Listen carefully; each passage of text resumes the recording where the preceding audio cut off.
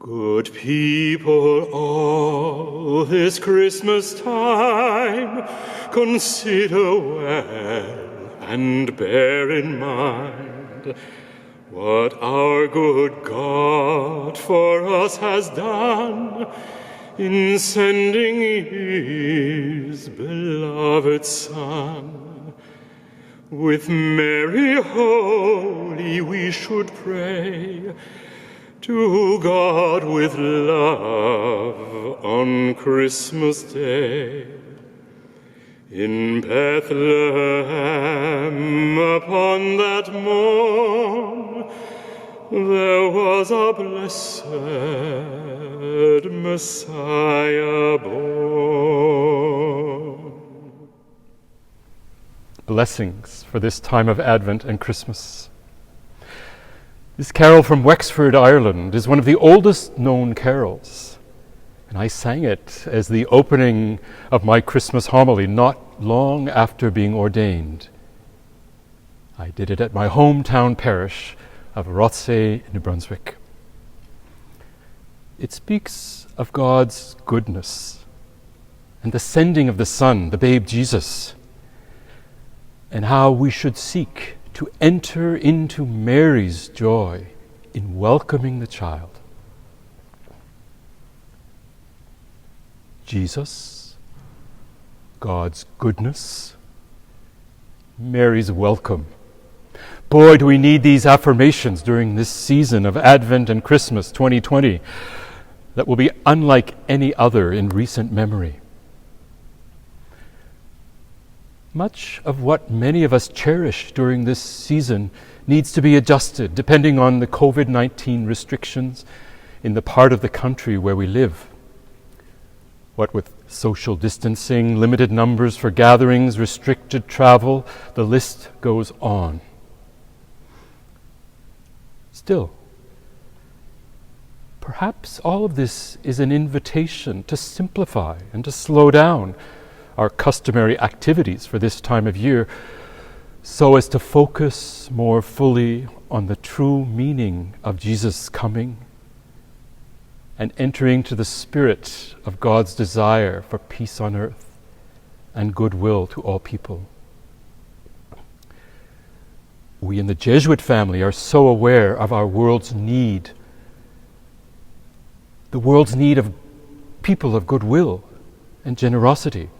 And also, I offer this greeting as one that says, thank you to all of you for your faithful support of the works of the Jesuits of Canada, the training of our younger men in formation, and the care of our retired Jesuits. Without you, even more so during this time of pandemic, the Jesuits would be hard-pressed to continue the variety and breadth of our activities in this vast country of ours, as well as the responsibility for the impoverished country of Haiti, also providing the best education and care of our own men. Some 220 Jesuits live and work in more than 20 communities and 40 distinct works of the province. Among native peoples in the area of Georgian Bay, migrants on the border of Haiti and Dominican Republic, educating youth at various levels from St. John's to Regina, giving pastoral care and spiritual direction from Vancouver to Quebec City, and tackling issues of social justice and ecology in Toronto and Montreal. The list goes on. Personally, I am grateful also for the honor of overseeing our work and of connecting our Canadian province with the worldwide network of Jesuit institutions and initiatives. Indeed, I am grateful for your support and your prayers.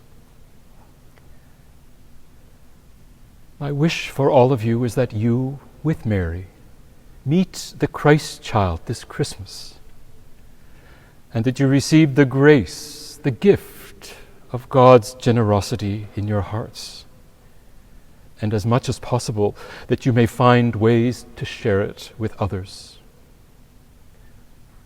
I'll close with the last verse of the beautiful carol, In the Bleak Midwinter, that invites us to seek the Christ child and to bear him whatever simple gifts we might be able to offer. What can I give him, poor as I am? If I were a shepherd, I would give a lamb. If I were a wise man, I would do my part. But what I can give him, give him my heart. My name is Terence Vandergast. I'm the Archbishop of Ottawa, Cornwall, at least for a little while. My retirement will take place in December.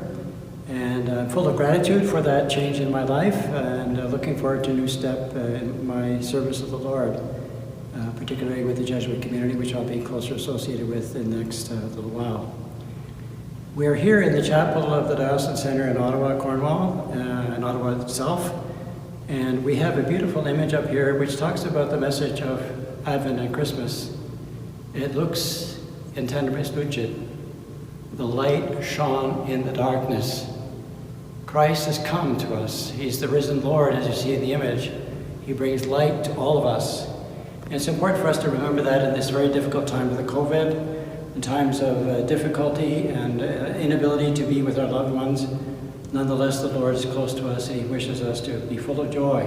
That's really the message of Advent, joy anticipated, and then Christmas, Christ comes among us.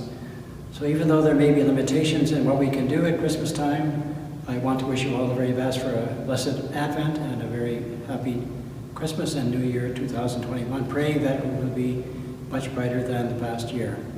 I'd like to show you also the image of our Blessed Mother Mary over here. It was done by one of our priests, an artist. It's a very simple thing, a very perhaps dark image, but it's a sign of tenderness of Mary and Jesus being wrapped in an embrace that God has for the whole world and for each one of us, for each one of you. So I want to close with one last image, which is the image of our Blessed Mother Mary greeting her kinswoman Elizabeth at the visitation and showing the embrace of love that we're all called to experience here in the Advent Christmas season. And the thing that Elizabeth said is that as soon as your voice touched my hearing, the child in my womb leapt for joy. John the Baptist greets Jesus, his kinsman, but also his Savior.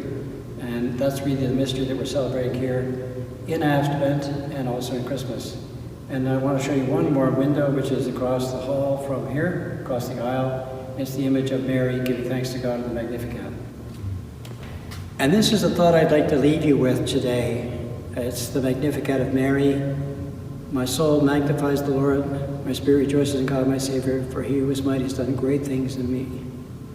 He has looked upon his lowly servant and raised me up, raised all of us up. That joy, which is Mary's, is also ours, and I pray that you will experience that in Advent and in Christmas. Hi, my name is Father Edmund Lowe, and I am the vocations promoter for the Canadian Jesuits, as well as the socius to the Novice Master at the Jesuit Novitiate in Montreal.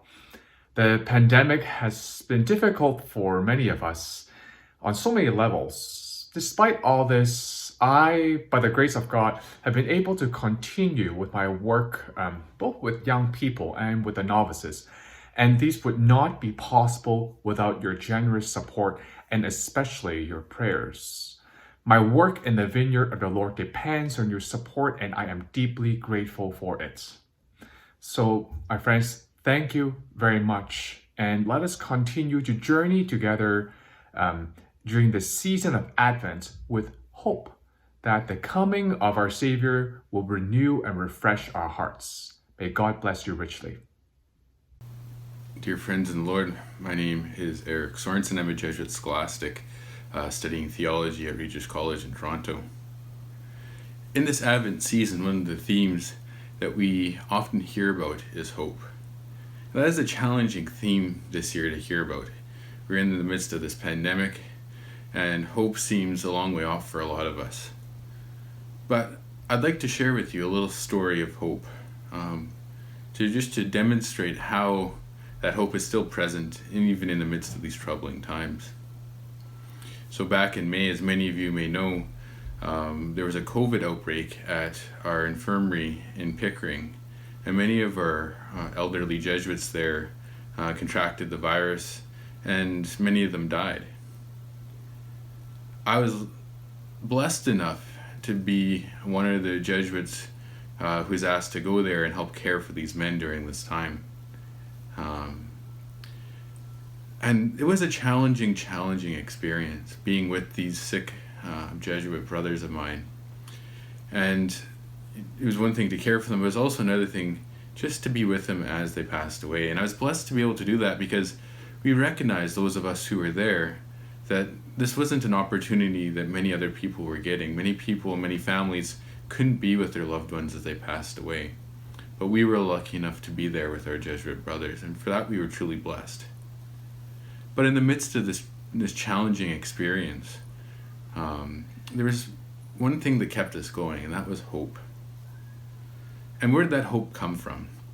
Well, for us, as kind of the message about what was going on at the infirmary got out, was spread around, we heard a lot from very many people about how they were caring and praying for us, and even some simple gestures of like dropping off masks for us. These were gestures that told us that the men in the infirmary and us, the ones who were caring for them, were loved and cared for. It brought us hope, these gestures. It was the wider Ignatian family praying for us and caring for us that brought us hope. And we knew, we could feel the prayer sustaining us. It was hope in a troubling time. And for that we were truly, truly grateful, because it is what sustained us. It is what got us through. And so in the season of Advent, in a season that, is feeling challenging because of the conditions we are living in, let's remember that there is always hope. And as I received so much hope this year from many, many of you, I offer that same message of hope back to you. Please know that I'm praying for you, that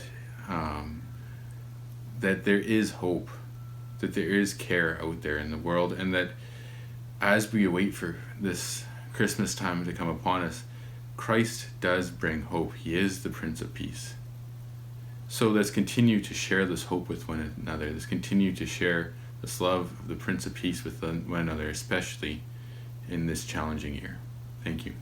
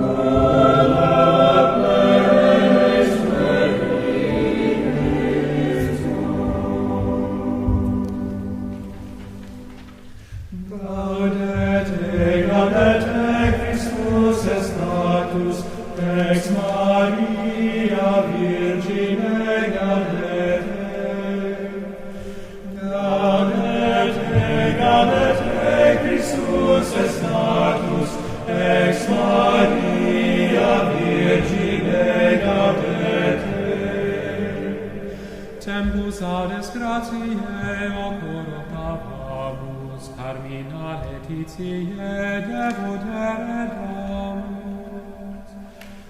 Gaudete, Christus es